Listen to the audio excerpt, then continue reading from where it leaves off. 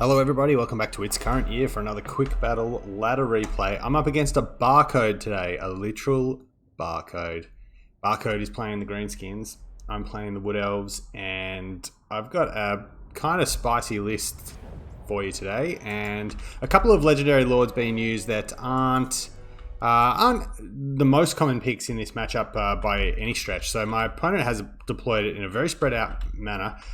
With his troops, he's got some biggins and boar boy biggins, or orc boar boy biggins and regular boar boys on each flank. He's got the dreaded triple spider rider up the front, because why wouldn't you take them as the Greenskins? They're still a great unit. Bit of a narrower infantry line than what you might normally expect. A couple of goblins on the flanks. We've got a couple of orc biggins, and then just some oh no, they have biggins as well, and then this horrible unit of night goblins with their loons. Still a great RNOR, even since the fanatic change where you have to actually charge it in combat. It's still a fantastic unit, great for you can basically one shot an expensive infantry unit. There is another unit of goblins and a doom diver, which is a cool pick. Has a lot of single target DPS and can potentially kill models. It's like a catapult that has less splash damage. It's more concentrated, so it's good at killing cav. It's not bad at killing single entities, and it will kill models in infantry units. Might not do a lot of splash damage. But yeah, an underutilized artillery piece, I feel. Azag the Slaughterer is leading the force. He's up on Skull Muncher. He's got Spirit Leech and Fate of Buna. Bit of an old school combination that. You don't see Fate of Buna very often anymore. It's probably not as cost effective as Spirit Leech. Won't kill models, but it does do massive damage. He's also got the Slagger's Slashes, which will give a melee attack and leadership bonus, and he's also got Azag's Art Armor, which will give him some juice when he needs it in combat. Azag on the Wyvern is a hit and run character. Not much staying power, with only 32 melee defense. For my side of the battlefield, 3 of my own units of cav, 1 with Hagbane tips. I had some extra cash, so I just put some Hagbane tips in there. Thought if I was getting chased by something like Wolf Riders or that kind of thing, the Hagbane tips are just a little bit of poison to go around. But nice stats on these Glade Riders.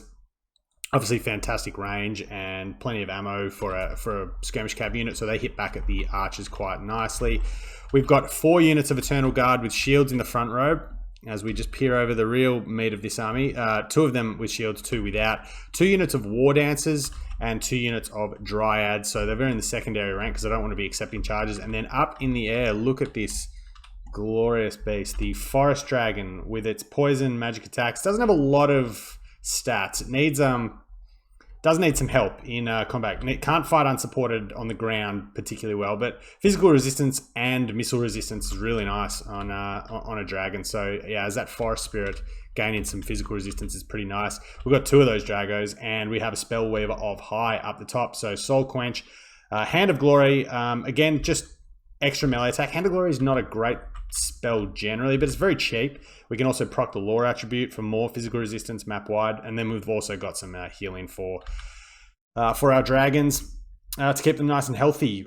Opal Amulet, as well as the Loex Blessing for some sneaky stalk play, is going to be a bit of fun. So yeah, this was a really fun battle. It's quite a long battle and goes right down to the wire, but at first I'm kind of advancing my infantry until I realize that maybe I don't have to, but then I realize, oh no, there's a Doom Diver, maybe I should.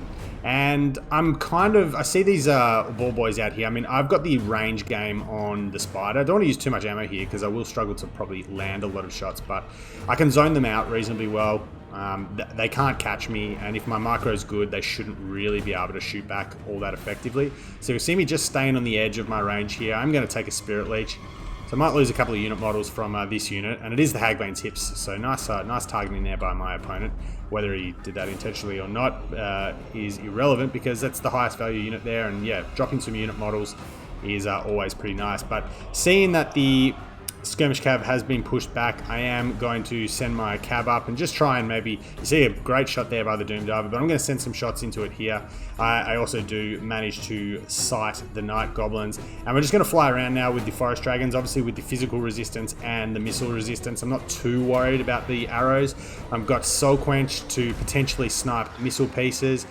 We do actually manage to get a artillery piece off there, so that's a nice little early pickup. Azag's going to come up and shunt me away, so maybe could have hung around and got another volley or two and potentially routed that unit, but the Boar Boys are just sort of buying time, or just sort of biding their time rather at the moment. The other ones on the other flank are coming around, and some counterplay here from my opponent. I do use Loex Blessing for the Stalk ability, but I used it primarily on the Dragons, who were both stalked, and Azag did not see them coming, and as a result has had a fair chunk of his HP taken off him. Azag doesn't have a lot of HP, obviously no healing. I don't think he's even got 4k HP in total on the Wyvern. So again, I've pushed Azag away.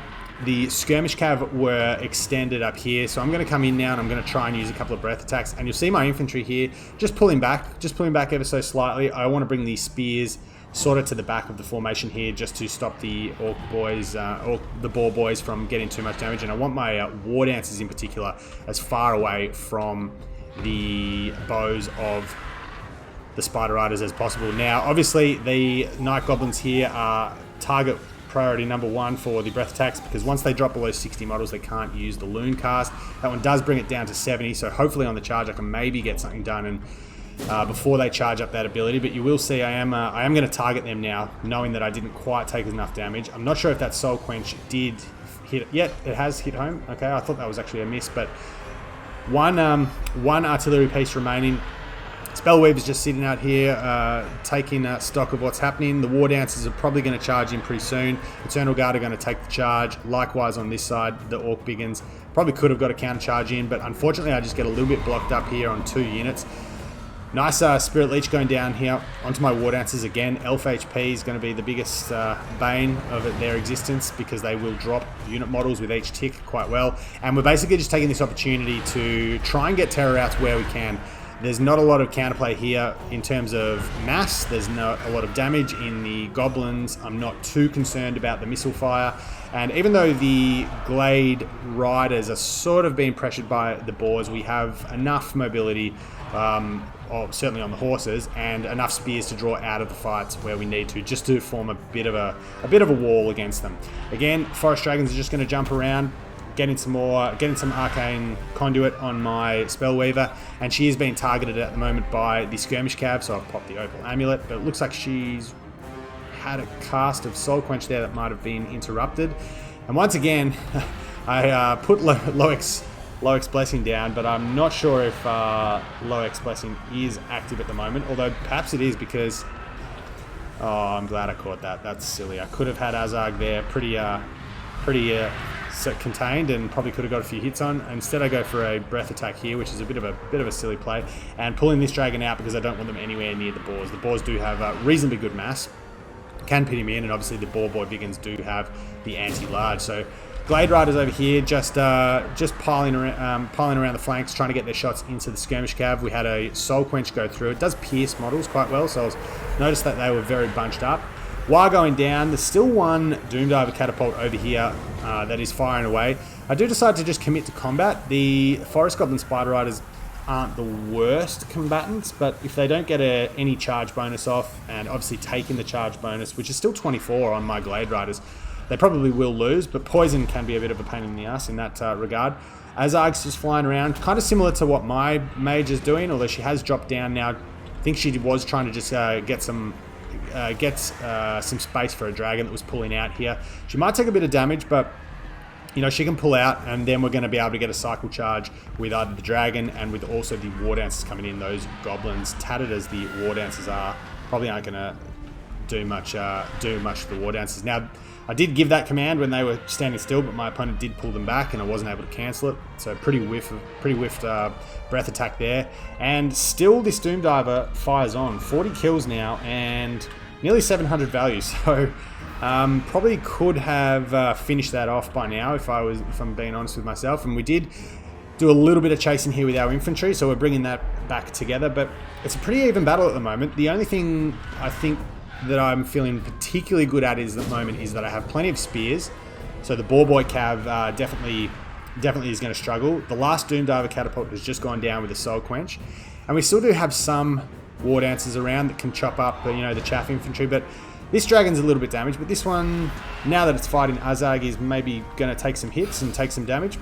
But the Spellweaver's lining up here for a rear charge. I was moving it into position, and you will see her come in to get a rear hit on Azag. As we mentioned at the start of the battle, Azag's melee attack isn't the best it isn't really great at the best of times.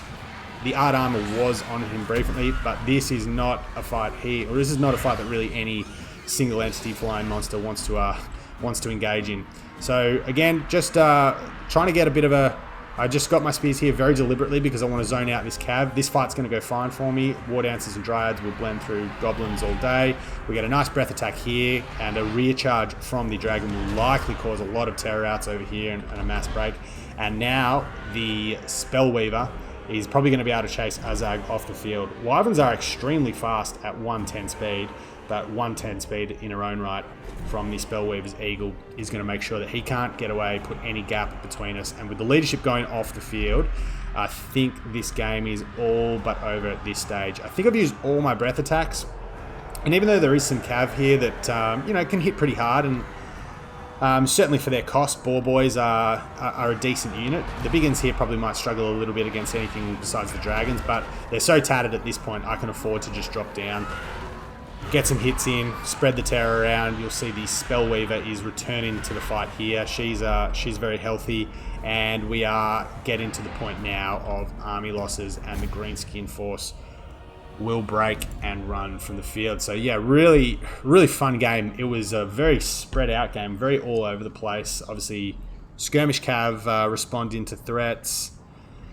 The cav from my opponent was trying to find good engagements. I was trying to organize my infantry to make sure that I had my damage dealers going up against things like the goblins and even the big uns, I guess.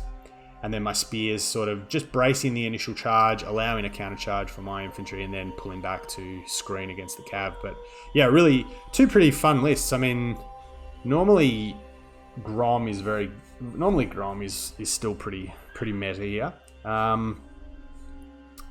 Who else? What else have I seen against as Wood Elves? Feels like Grom's the most common pick.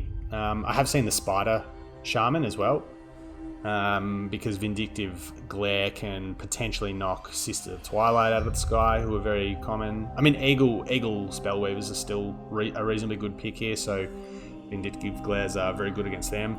But yeah, Azag, just in general, not seen very often these days. And certainly against the Wood Elves is quite a niche pick, so cool pick by my opponent there. Azag did okay, just got ganged up on a little bit.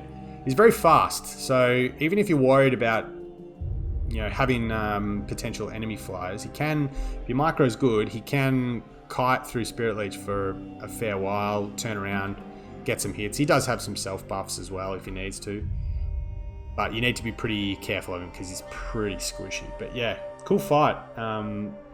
I'm surprised how well the dragons did.